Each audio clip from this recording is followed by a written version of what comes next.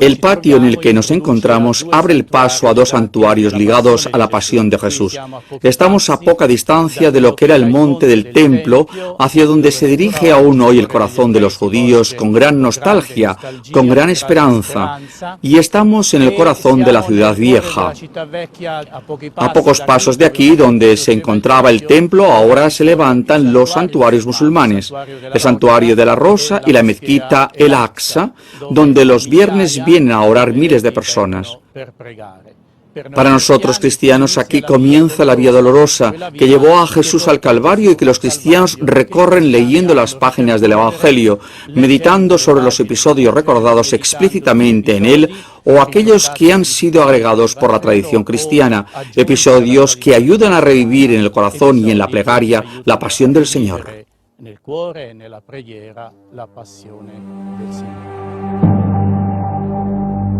Pilato mandó entonces azotar a Jesús, y los soldados tejieron una corona de espinas y se la pusieron sobre la cabeza.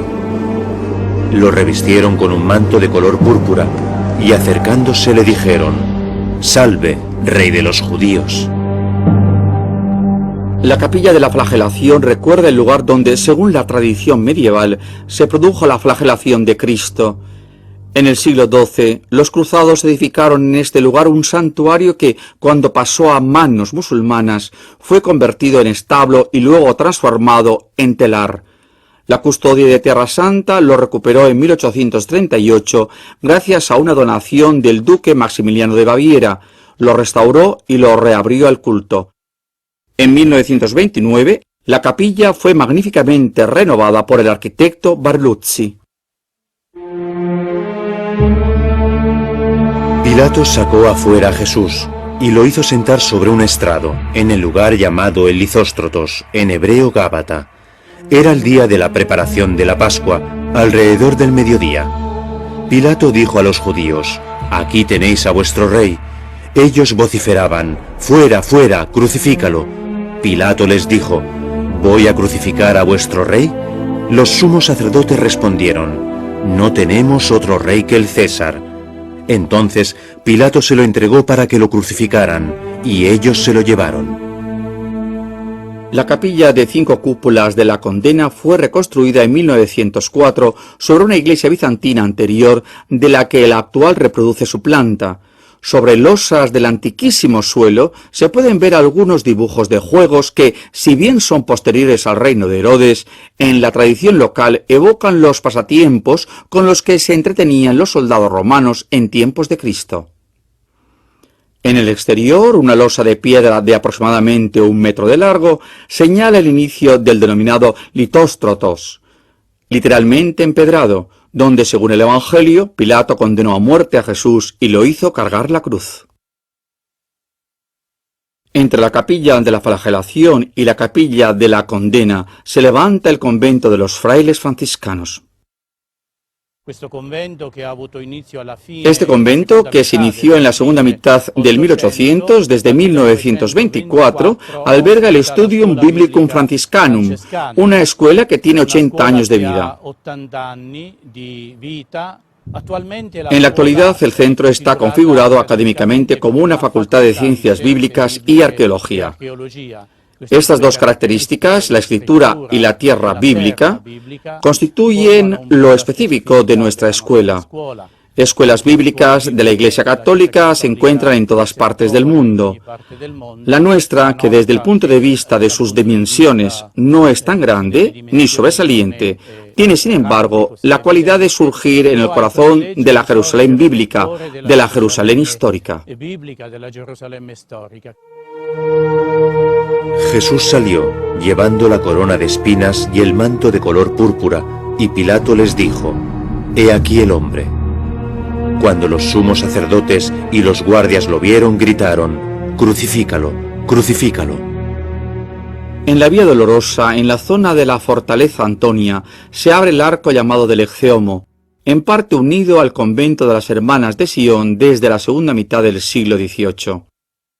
Aunque los estudiosos consideran que el arco fue erigido después del año 135, cuando Jerusalén se convirtió en la colonia Helia Capitolina por el nombre del emperador romano Helio Adriano, la tradición local contempla en él la puerta del pretorio, desde la cual Poncio Pilato habría mostrado a la multitud a Jesús coronado de espinas, exclamando: «He aquí el hombre».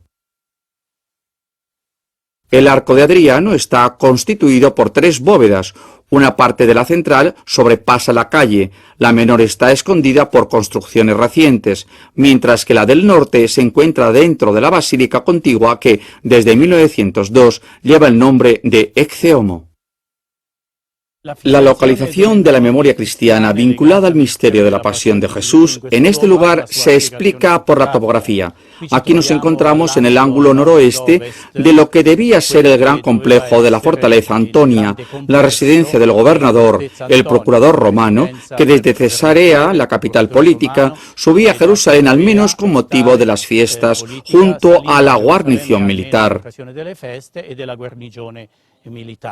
Este hecho provocó que cuando se perdieron los recuerdos precisos de la localización de los misterios, de los hechos de la vida de Jesús, se fijaran justamente en esta zona con mucha verosimilitud. La antigua Vía Crucis, el Camino de la Cruz, es la conmemoración del recorrido de Jesús, condenado a muerte, hacia el Monte Calvario, cuando él y sus discípulos, después de haber cantado el himno, salieron hacia el Monte de los Olivos, hasta cuando Cristo fue llevado al lugar del Gólgota, crucificado y sepultado. La peregrina Egeria en el siglo IV describe la peregrinación que en la noche del Jueves Santo realizaban los cristianos locales desde el Monte de los Olivos al Santo Sepulcro. Sin duda aquella liturgia recibió un gran impulso en la época de las Cruzadas y Fray Ricoldo da Montecroce, a fines del siglo XII, describe un itinerario muy parecido al Vía Crucis actual. En los siglos sucesivos fueron los franciscanos, custodios de los santos lugares, los que difundieron su práctica, que con el tiempo se convertiría en un rico característico del Viernes Santo en particular y de la Cuaresma en general. El recorrido de dolor de Jesús hacia el Gólgota se medita en 14 estaciones. 9 corresponden a episodios narrados por los evangelios, 5 a episodios nacidos de la piedad. Unidas por cantos y meditaciones, las estaciones están indicadas por pequeñas capillas. Las últimas 5 encuentran su lógica ubicación dentro de la Basílica del Santo Sepulcro. Primera estación: Jesús condenado a muerte. Y todo el pueblo respondió: «Que su sangre caiga sobre nosotros y sobre nuestros hijos». Entonces Pilato puso en libertad a Barrabás, y a Jesús, después de haberlo hecho azotar, lo entregó para que fuera crucificado. Cada viernes a las 3 de la tarde, los frailes de la custodia de Tierra Santa guían a la multitud de los fieles por el tortuoso recorrido de la Vía Dolorosa en el corazón de la Jerusalén Vieja, partiendo desde la escuela musulmana que está frente al convento de la Flagelación. La experiencia de fe y de plegaria en los lugares testigos de los últimos días de la vida terrena de Jesús de Nazaret es uno de los momentos más elevados de la peregrinación en Tierra Santa. Quinta estación: Simón el Cireneo ayuda a Jesús a llevar la cruz. Como pasaba por allí Simón de Cirene, padre de Alejandro y de Rufo, que regresaba del campo, lo obligaron a llevar la cruz de Jesús.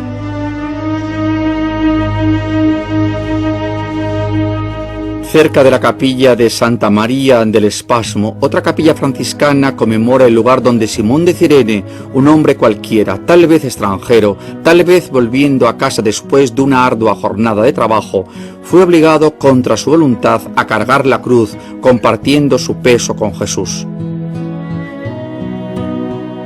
En el misterioso designio de Dios, Cirene es el icono de la solícita ayuda fraterna, como exhorta San Pablo. Llevad el peso los unos de los otros, hermanos, así cumpliréis con la ley de Cristo.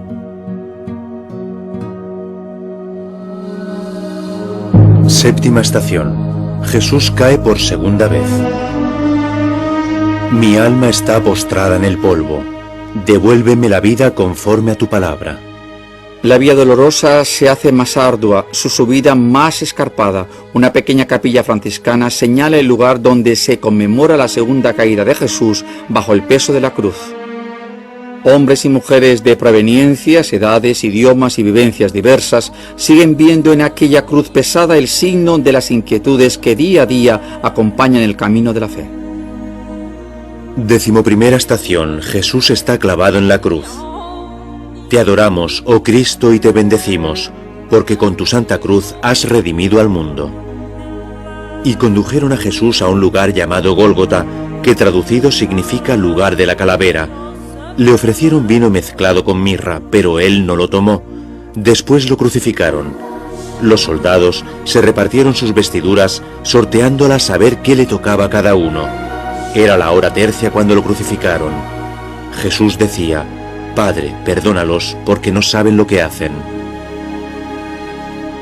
El tiempo y el espacio que media entre el Gólgota y la sepultura son el tiempo y el lugar donde se cumplió de una vez para siempre nuestra salvación.